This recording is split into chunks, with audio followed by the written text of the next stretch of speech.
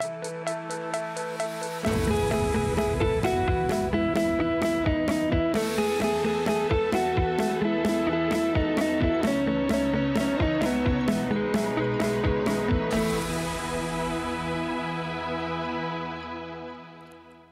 quête de sens, tel est l'intitulé des émissions qu'on vous propose et qui sont réalisées par les cultes reconnus et la laïcité sur la chaîne publique. Alors, dans l'émission de ce soir et la prochaine émission, nous vous proposons de nous pencher sur cette recherche de sens qui habite de nombreuses personnes aujourd'hui et qui peut d'ailleurs prendre des formes extrêmement variées. Dans un premier temps, ce soir, nous tenterons de dresser un petit peu un état des lieux de la quête de sens aujourd'hui, pour nous arrêter ensuite à ce qu'on pourrait appeler les différentes offres de sens qui existent aujourd'hui. Alors pour en parler, j'ai le plaisir d'accueillir le théologien catholique Benoît Bourgine. Benoît Bourgine, bonsoir. Vous êtes professeur donc à la faculté de théologie de l'UC Louvain. Comment se présente, Benoît Bourgine, aujourd'hui la quête de sens en Occident? Qu'est-ce qui la caractérise essentiellement? Alors de manière très personnelle, je présenterai ce marché de propositions de sens à travers trois options. On pourrait d'abord se représenter l'option naturaliste, celle qui vient bien sûr du succès de la science et de la manière dont la science marque notre vision du monde, notre rapport au monde.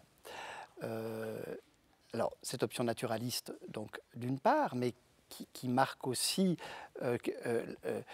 le fait que la préoccupation écologique, suite aux conséquences que la technique, elle-même dépendante de la science, a provoqué dans notre manière de vivre, cette préoccupation écologique qui est à l'avant-plan, pourrait être intégrée à cette option naturaliste.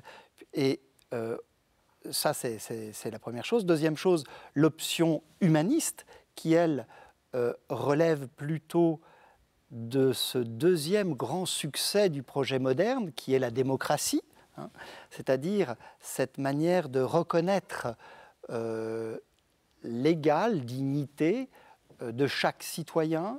La démocratie, c'est le triomphe de l'égalité, c'est bien sûr avec des sources chrétiennes évidemment, mais la manière dont finalement a été sécularisée la dignité de l'homme, hein. Pensons à Kant, hein, à la critique de la raison pratique, où la sainteté de l'humanité, elle est sécularisée dans le fait que l'homme est reconnu comme être raisonnable. Et donc l'humanisme prescrit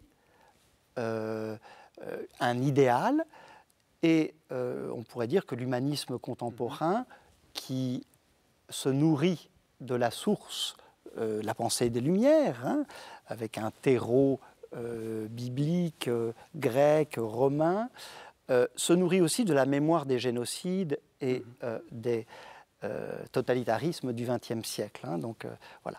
Deuxième option, l'option humaniste. Troisième option, l'option religieuse, qui, à l'échelle de la planète, reste une option extrêmement vivante. Hein.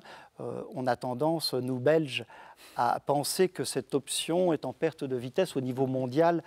C'est une vue qui est erronée, puisque les religions ne se sont jamais mieux portées, si j'en juge en tout cas au nombre, hein, parce qu'on pourrait parler des problèmes que chaque religion rencontre aujourd'hui. Alors c'est vrai, donc ces différentes options que vous mentionnez, naturalistes, humanistes, religieuses, autrefois c'était essentiellement la religion qui donnait du sens, enfin qui était pourvoyeuse de sens dans nos sociétés.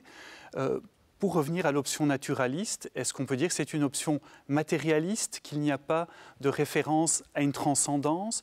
C'est la foi en la science et en la technique, quelque part? Alors, oui, l'option naturaliste, elle dépend des succès de la science et elle a rendu plausible une explication du monde sans Dieu.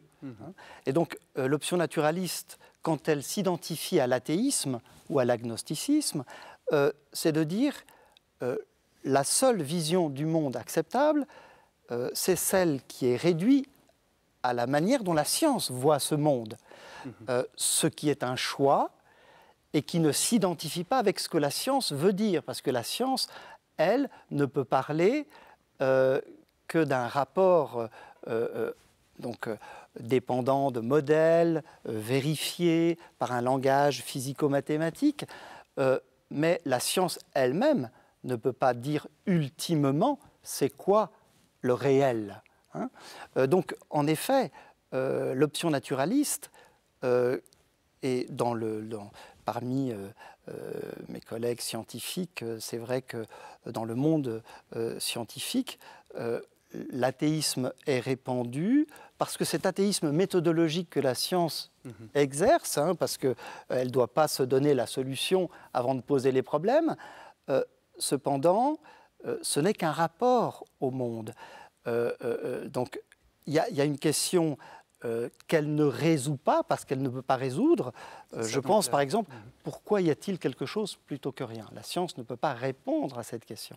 En fait, la science n'est pas totalitariste ou totalitaire, contrairement à ce qu'on pourrait penser. Pour nous arrêter un moment aussi à l'option humaniste, là aussi, elle peut en tout cas être sans Dieu, donc elle est liée à la sécularisation d'une certaine façon.